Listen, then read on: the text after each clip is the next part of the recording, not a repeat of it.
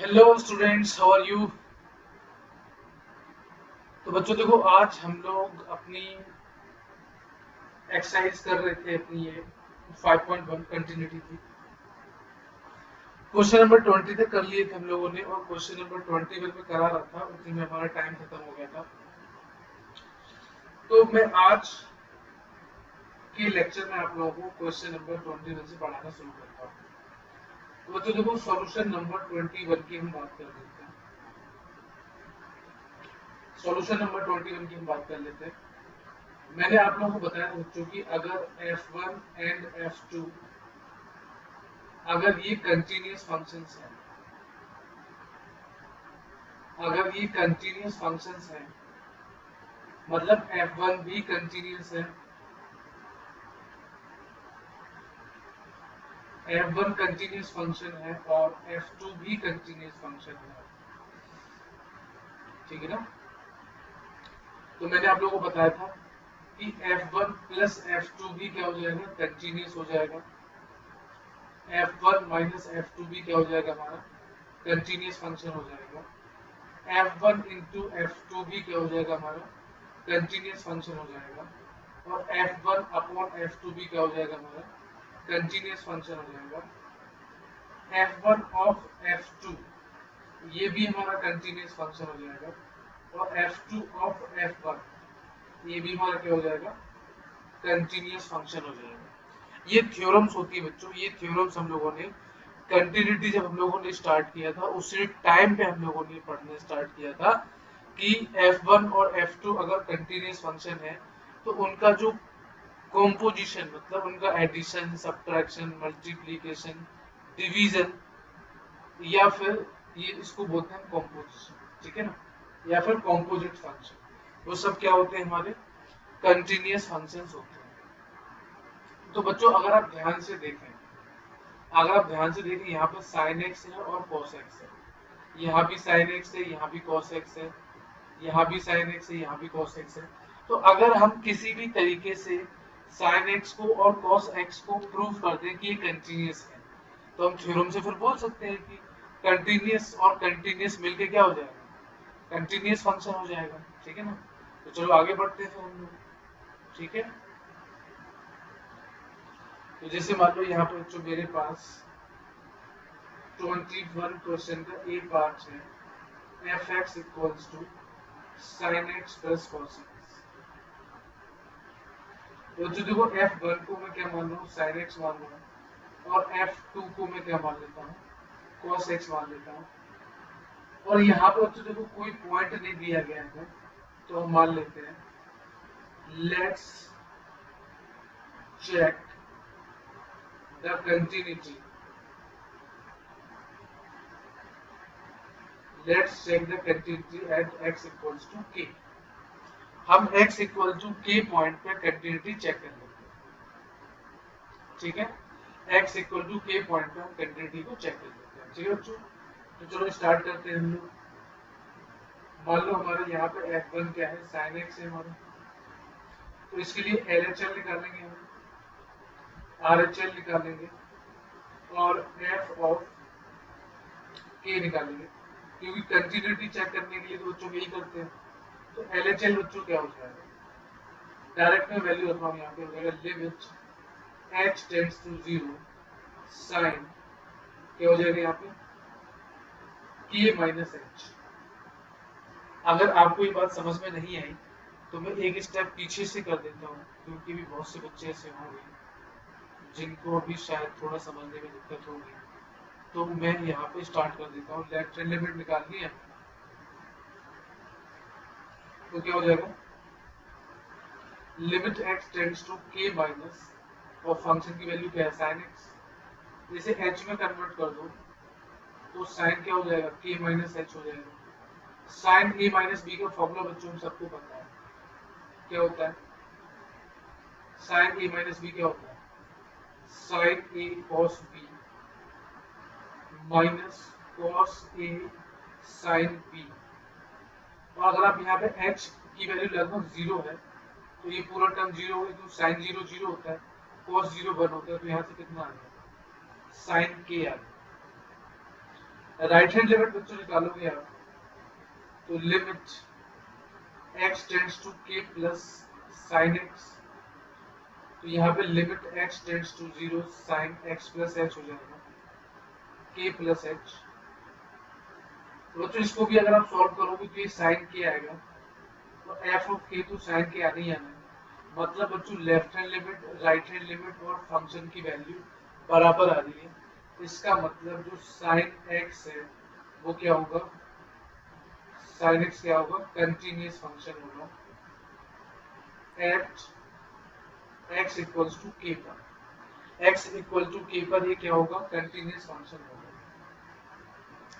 उसी तरीके से बच्चों आप cos x के लिए चेक करोगे तो ये भी हमारा कंटिन्यूअस फंक्शन आएगा। बिल्कुल इसी तरह चेक करना है, करके देख सकते हो आप लोग, ठीक है। तो इसका मतलब हो गया कि जो sin x है ये भी कंटिन्यूअस फंक्शन है, ये भी कंटिन्यूअस फंक्शन है, तो इनका सम भी क्या हो जाएगा, कंटिन्यूअस फंक्शन हो जाएगा। इसको हम थ्योरम से प्रूव कर सकते हैं। उसी तरीके से बच्चों ये बी वाला क्वेश्चन है, ये कंटिन्यूअस है, ये कंटिन्यूअस है, तो मिलकर क्या हो जाएगा, कंटिन्यूअस हो जाएगा। और ये दोनों कंटिन्यूअस है तो इनका प्रोडक्ट भी क्या होगा, कंटिन्यूअस होगा। तो बच्चों ये था हमारा क्वेश्चन नंबर 21। आगे बढ़ते हैं हम लोग। ये बोला determine if f defined by this is a continuous function. तो सॉल्यूशन की बात कर लेते हैं बच्चों। यानी x की वैल्यू जब जीरो नहीं है, मतलब x की वैल्यू जब जीरो से बड़ी हो या x की वैल्यू जीरो से छोटी हो, तो उस केस में फंक्शन हमारा यही रहेगा। और जब x की वैल्यू जीरो है तो फंक्शन की वैल्यू जीरो है।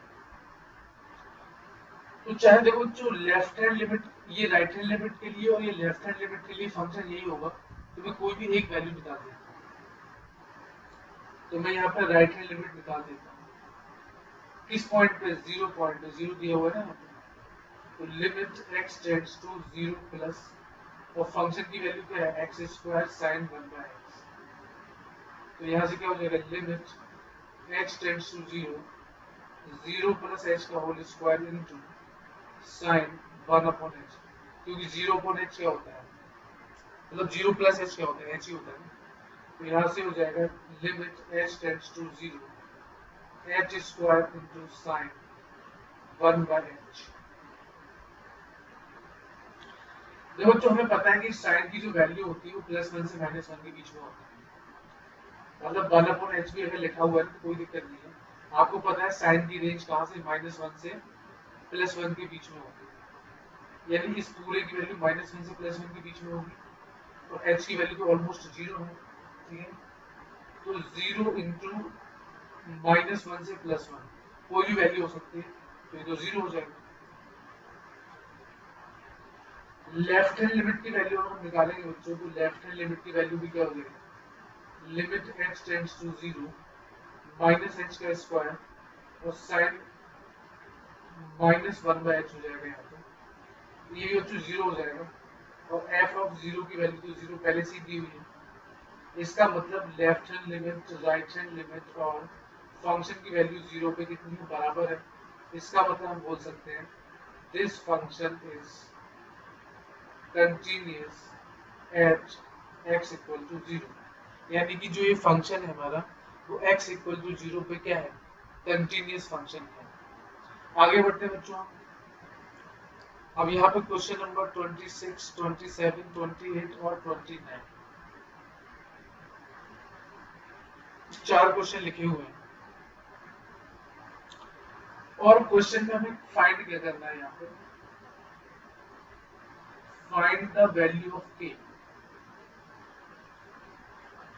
हमें यहाँ पर जो k की वैल्यू फाइंड करनी है। If the function is continuous eight indicated point, ठीक है ना, मतलब ये फंक्शन x इक्वल टू π/2 पर कंटिन्यूअस है, तो k की वैल्यू बतानी है कितनी होगी, ये पूछा गया हमसे। तो चलो मैं पहले तो सॉल्यूशन नंबर 26 की बात कर देता हूँ।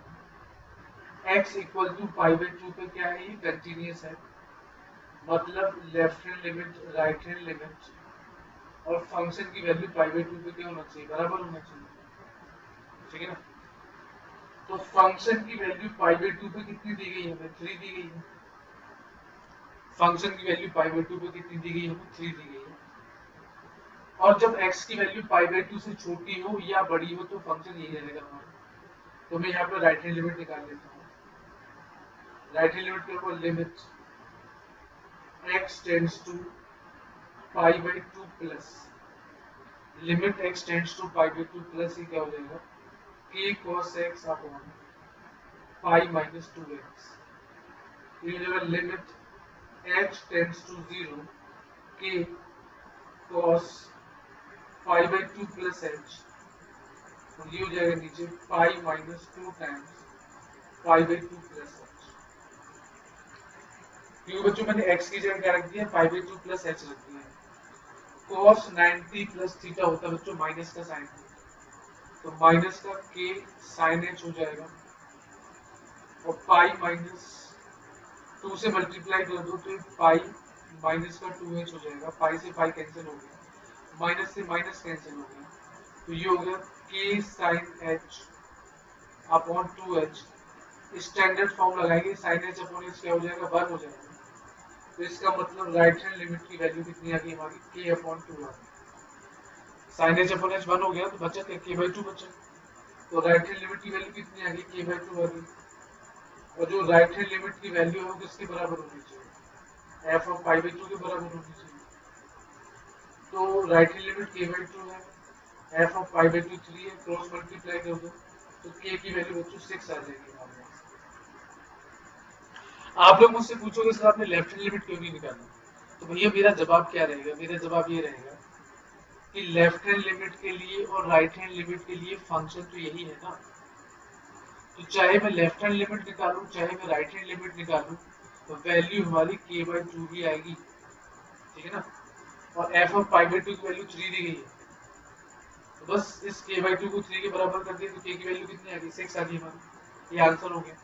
अब मैं क्वेश्चन नंबर 27 करता हूँ। Question number 27,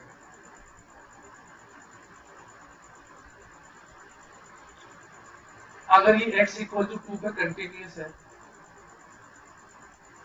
x equal to 2 पे क्या है, ये कंटिन्यूअस है, इसका मतलब क्या होगा कि x इक्वल टू 2 पे left hand limit right hand limit और f ऑफ 2 बराबर होना चाहिए। तो देखो बच्चों x की वैल्यू 2 या 2 से छोटी है, इसका मतलब ये हो गया कि लेफ्ट हैंड लिमिट के लिए और f ऑफ 2 निकालने के लिए फंक्शन ये रहेगा हमारा, मतलब लेफ्ट हैंड लिमिट और f ऑफ 2 निकालने के लिए फंक्शन हमारा ऊपर वाला होगा और नीचे वाला क्या होगा हमारा RHL की वैल्यू होगी। तो मैं पहले बच्चों f ऑफ 2 निकाल देता हूँ, तो f ऑफ 2 क्या हो जाएगा k इंटू 2 स्क्वायर, तो ये हो जाएगा 4k, ठीक है ना। और यहाँ पे RHL की वैल्यू कितनी हो जाएगी, 3 हो जाएगी। तो f ऑफ 2 किसके बराबर होना चाहिए, 3 के बराबर होना चाहिए, यानी 4k किसके बराबर होना चाहिए, 3 के। तो k की वैल्यू कितनी होनी चाहिए, 3/4 होनी चाहिए। ये हमारा आंसर होगा। देखो जो जैसे जैसे थोड़ी थोड़ी प्रैक्टिस करोगे ना तो अपने आप ही बनने लग जाएगा आप लोगों से कि क्या हो सकता है क्या नहीं हो सकता। क्वेश्चन नंबर 28 की हम बात कर लेते हैं। क्वेश्चन नंबर 28 यानी कि सॉल्यूशन नंबर 28 की बात कर लेते हैं, ठीक है। तो देखो x इक्वल टू पाई पे ही कंटिन्यूअस है, x इक्वल टू पाई पे कंटिन्यूअस है। आप देख सकते हो बच्चों कि लेफ्ट हैंड लिमिट के लिए और f ऑफ पाई के लिए फंक्शन ये वाला है हमारा, क्योंकि x की वैल्यू पाई के बराबर है या पाई से छोटी। पाई के बराबर मतलब f ऑफ पाई निकल सकता है, पाई से छोटी मतलब लेफ्ट हैंड साइड निकल सकती है, और RHL के लिए फंक्शन क्या है, cos x है। तो यहाँ पे मैं f ऑफ पाई निकाल देता हूँ। f ऑफ पाई की वैल्यू कितनी हो जाएगी, k इंटू पाई प्लस 1। तो f ऑफ पाई कितना हो गया, k पाई प्लस 1, और RHL की वैल्यू कितनी हो जाएगी, cos RHL के लिए RHL निकालेंगे तो क्या हो जाएगा, limit x tends to pi plus cos x, तो limit x tends to 0 cos pi plus h।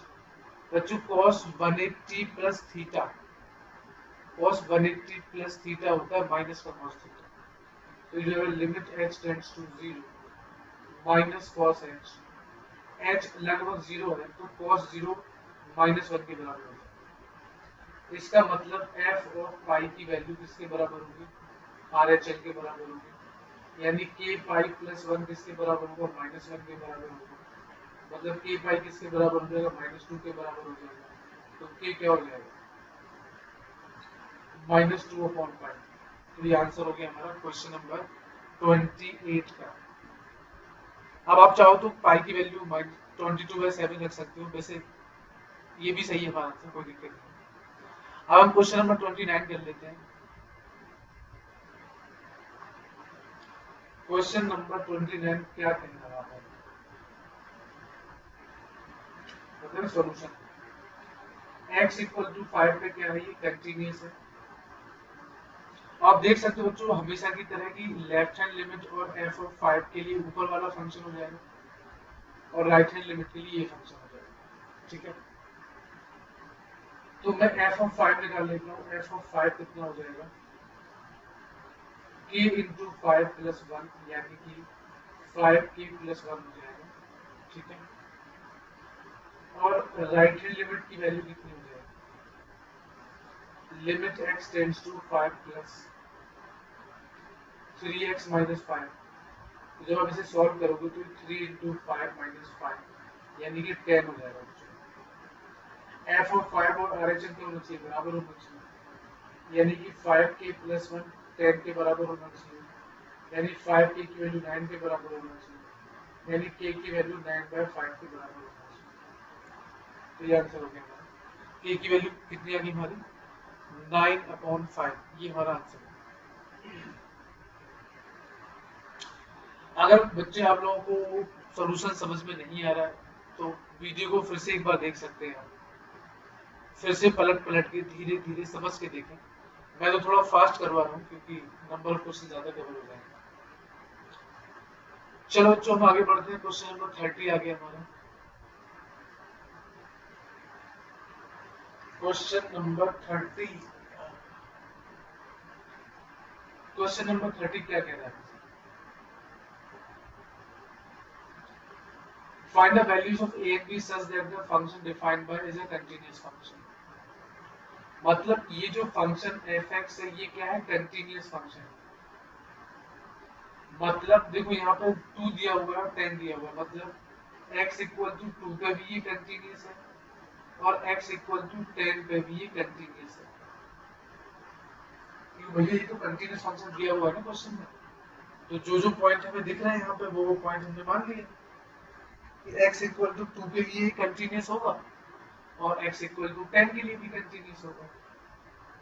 तो अगर ये x इक्वल टू 2 के लिए कंटिन्यूअस है तो मैं कुछ पहले इक्वेशन निकाल लेता हूँ। देखो बच्चों, x इक्वल टू 2 के लिए कंटिन्यूअस है तो क्या हो सकता है यहाँ पे, देखो x इक्वल टू 2, देखो x की वैल्यू जब 2 या 2 से छोटी है यानी कि लेफ्ट हैंड लिमिट और f ऑफ 2 के लिए हमारा फंक्शन ये रहेगा, क्योंकि x की वैल्यू 2 के बराबर या 2 से छोटी है तो फंक्शन की वैल्यू हमारी क्या होगी, 5 होगी। तो बच्चों यहाँ से एक चीज तो पता चल गई कि जो f ऑफ 2 की वैल्यू है वो कितनी है, 5 है। और अगर हम x इक्वल टू 2 की बात करें तो RHL यानी x की वैल्यू 2 से बड़ी है, यहाँ पे देखो, यहाँ पे इसको देखो, x की वैल्यू 2 से बड़ी है मतलब RHL के लिए फंक्शन ये होगा, तो RHL की वैल्यू क्या हो जाएगी हमारी, ax प्लस b में x की जगह 2 रख दो तो आ जाएगा, तो ये 2a प्लस b हो गया, यानी f ऑफ 2 5 हो गया, RHL 2a प्लस b हो गया।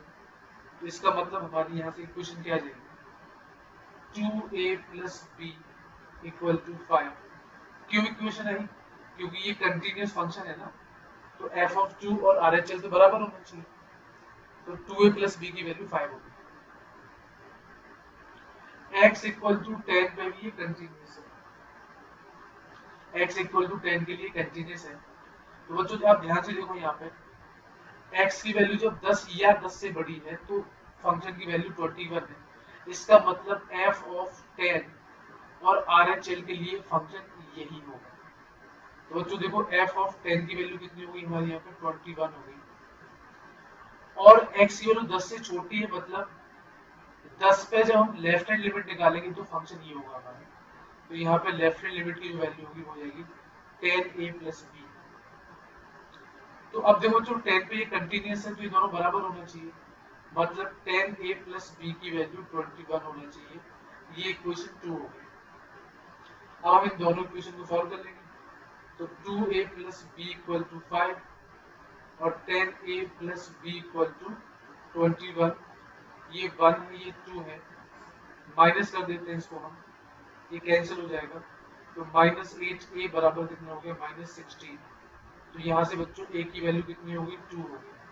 तो a की वैल्यू 2 का हम इस फर्स्ट इक्वेशन में रख दें तो कितना हो जाएगा 2 into 2 plus B equal to 5। तो b की वैल्यू 5 माइनस 4, यानी बच्चों b की वैल्यू कितनी होगी 1 होगी। तो ये हमारा आंसर हो गया, a की वैल्यू 2 और b की वैल्यू 1। ठीक है ना, क्या हो जाएगा हमारा a की वैल्यू 2 और b की वैल्यू 1, ये हमारा आंसर हो जाएगा। आगे बढ़ते हैं बच्चों।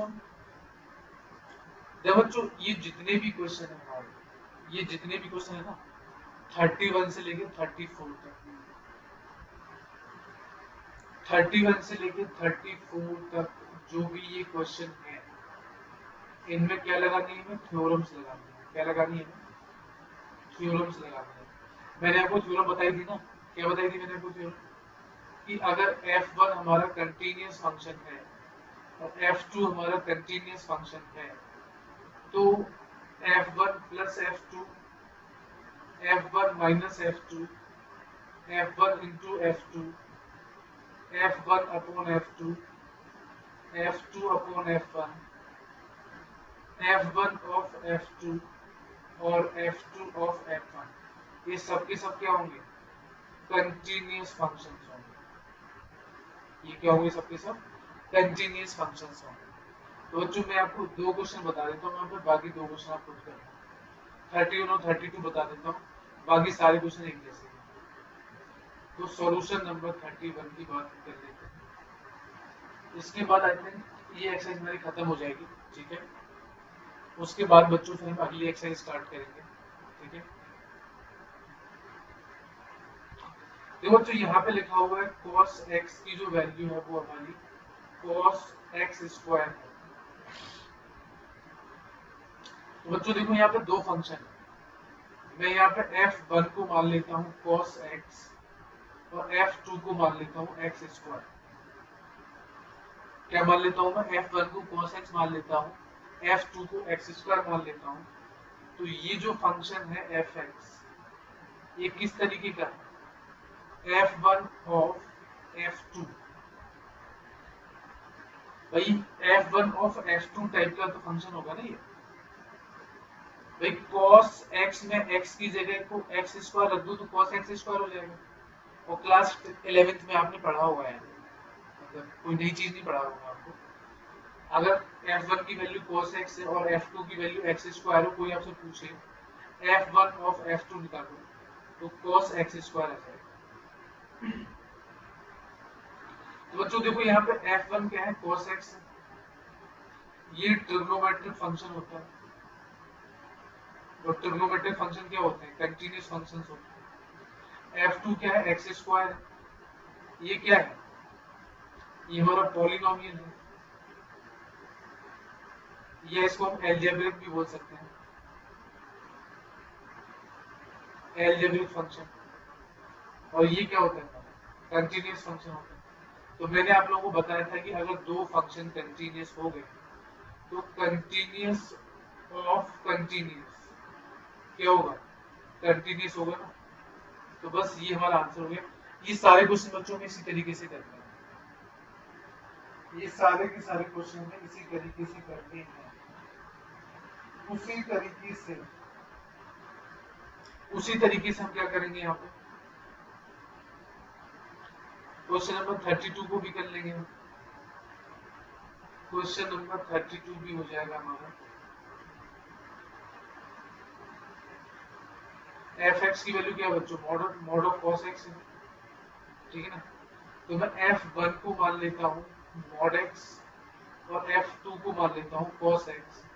तो ये जो फंक्शन है बच्चों f(x) वो किस तरीके का हो जाएगा, ये हो जाएगा f1 ऑफ f2। क्या हो जाएगा, ये f1 ऑफ f2 हो जाएगा। तो देखो बच्चों f1 क्या है हमारा मॉडुलस फंक्शन है, और मॉडुलस फंक्शन क्या होता है, कंटीन्यूअस होता है। f2 क्या है हमारा, ट्रिग्नोमेट्रिक फंक्शन है, ये क्या है हमारा, कंटीन्यूअस फंक्शन होता है। तो ये भी कंटीन्यूअस फंक्शन हो गया, ये भी हमारा कंटीन्यूअस फंक्शन हो गया। तो कंटीन्यूअस ऑफ कंटीन्यूअस क्या हो जाएगा, कंटीन्यूअस फंक्शन हो जाएगा। बस इस मॉड एक्स को एक बार कंटीन्यूअस प्रूफ कर देना आप लोग। भाई मैंने cos x को कंटीन्यूअस प्रूफ करना तो बताया था आप लोगों को, उसी तरीके से मॉड x को भी कंटीन्यूअस प्रूफ कर देना। तरीका वही है, अपने मन से एक पॉइंट ले लेना k, left hand limit right hand limit और फंक्शन की वैल्यू निकाल देना k पे, सब बराबर आ जाएगा तो कंटीन्यूअस हो जाएगा। तो जब दो फंक्शंस कंटीन्यूअस हो जाएंगे तो उनका कॉम्पोजिशन भी कंटीन्यूअस फंक्शन हो जाएगा। तो बच्चों सारे क्वेश्चन हमारे इसी टाइप के हैं। तो बच्चों हमने अपनी कंटिन्यूटी की फर्स्ट एक्सरसाइज पूरी की पूरी कंप्लीट कर ली है। अब हम अगले क्लास में नेक्स्ट एक्सरसाइज स्टार्ट करेंगे बच्चों। तो ठीक है बच्चों, thank you very much for watching, stay tuned and practice the questions. Thank you very much.